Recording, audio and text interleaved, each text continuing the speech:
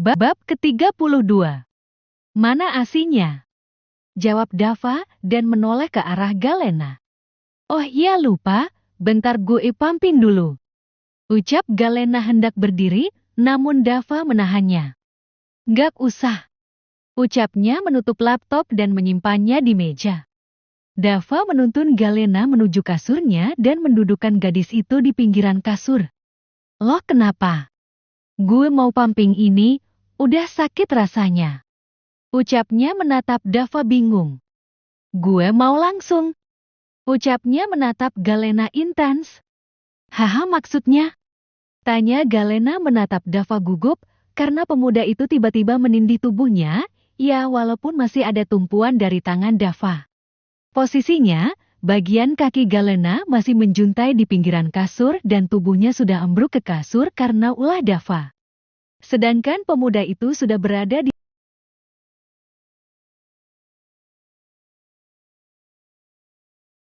kaki sembari mengelus PH Galena yang tidak tertutupi celananya. Kakak, apaan sih awas gue mau pumping? Ucapnya berusaha mendorong Dava. Ia merasa tubuhnya meremang saat tangan nakal Dava itu mengelusnya. Gak usah, gue bantu. Ucap Dava mengangkat tubuh Galena untuk membenarkan tidur gadis itu. Kak, gak mau ih, lo pasti mau modus kan? Tudingnya.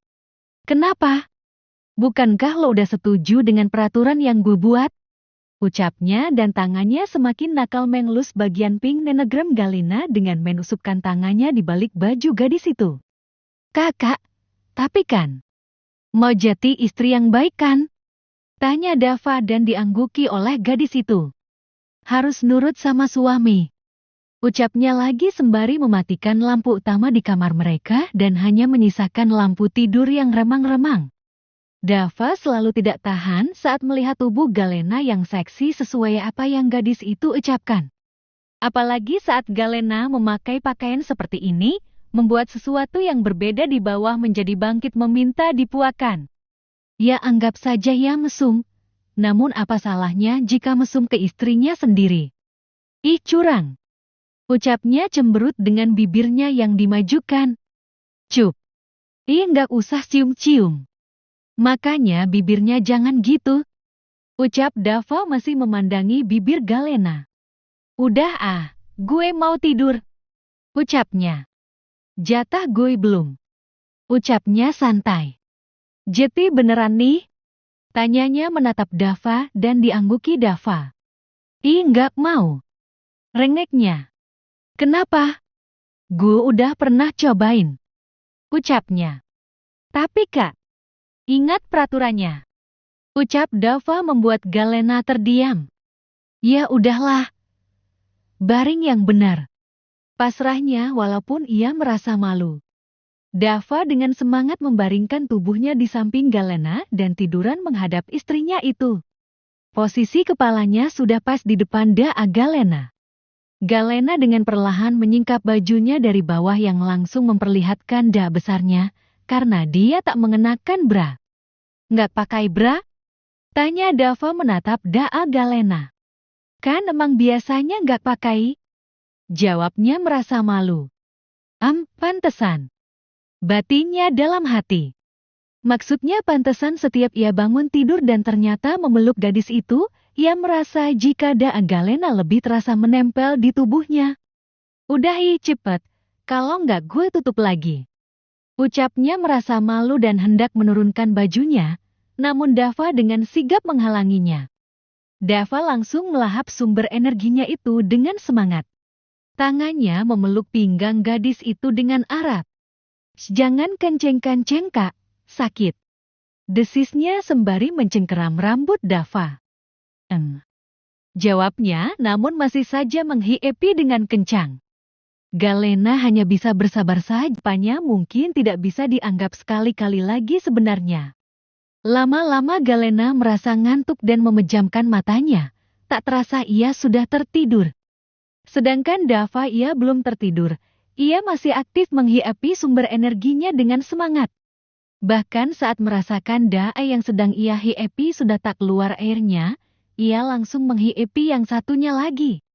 Dava mulai mengantuk jika sudah meminum sumber energinya seperti ini, apalagi langsung seperti di sumbernya.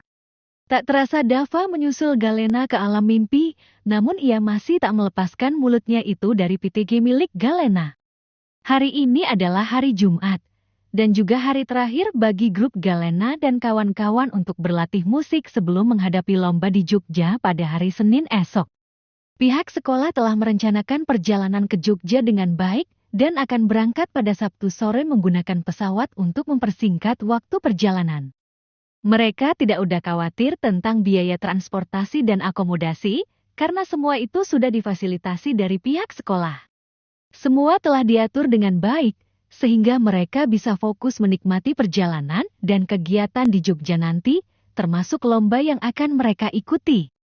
Nah, ini hari terakhir kita di sekolah sebelum seminggu ke depan kita nggak ke sekolah. Ucap Clara tiba-tiba sembari menatap Galena. Iya, kenapa?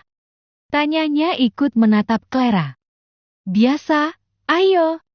Ajaknya dengan wajah sumringah. Begitupun dengan Galena dengan senang hati langsung menuju taman belakang bareng Clara. Istirahat mereka hari ini akan dihabiskan oleh makan mangga gratis, hahaha. Cepetan Clara naiknya, keburu ada yang lihat woi. Ucap Galena. Sabar nak. Pohon yang ini agak susah dinaikin, udah gitu tinggi lagi. Ucapnya berusaha mencari pijakan untuk naik ke pohon mangga. Nah, udah cepetan naik. Ucap Clara dengan nada yang sedikit tinggi. Iya bentar. Ucapnya masih berusaha menaiki pohon mangga itu. Hati-hati nah. Yang itu kayaknya udah mau patah. Ujar Clara memperingati Galena yang lagi memijakan kakinya di cabang pohon mangga yang sudah mati. Clara pegangin gue. Punya Galena mengulurkan tangannya ke arah Clara dan diterima baik oleh gadis itu. Galena mulai naik ke cabang yang lebih besar di seberang cabang yang diduduki oleh Clara.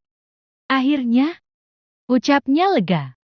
Saatnya makan mangga gratis. Ucap mereka berbarengan mengambil mangga yang tergantung di dekat mereka. Ingat yang sudah matang. Aduh, nanti pasti kita kangen mangga ini lagi. Ujar Clara. Semoga aja nggak ada yang metik mangga di sini nanti selama kita pergi. Ucap Galena. Beneran bos? Tadi gue lihat Bu Bos jalan ke taman belakang sama Neng Clara. Ucap Raka kepada Dava. Ngapain mereka ke sana, Ra? Tanya Heru. Mana gue tahu. Ucapnya mengedikan bahunya. Dava langsung bangkit dari duduknya dan pergi dari kantin itu yang membuat teman-temannya bingung, namun tak ayal mereka mengikuti kemana perginya Dava. Beneran nggak Krak? Lo dijotos Dava baru tahu rasa lo. Bisik Heru ke Raka. Iya tadi gue lihat Galena sama Clara ke taman belakang kayak diam-diam gitu. Ucapnya yang didengar oleh Dava juga. Sesampainya di taman belakang mereka tidak menemukan siapapun di sana. Dava mengedarkan pandangannya, tidak menemukan Galena sama sekali. Atas pohon mangga.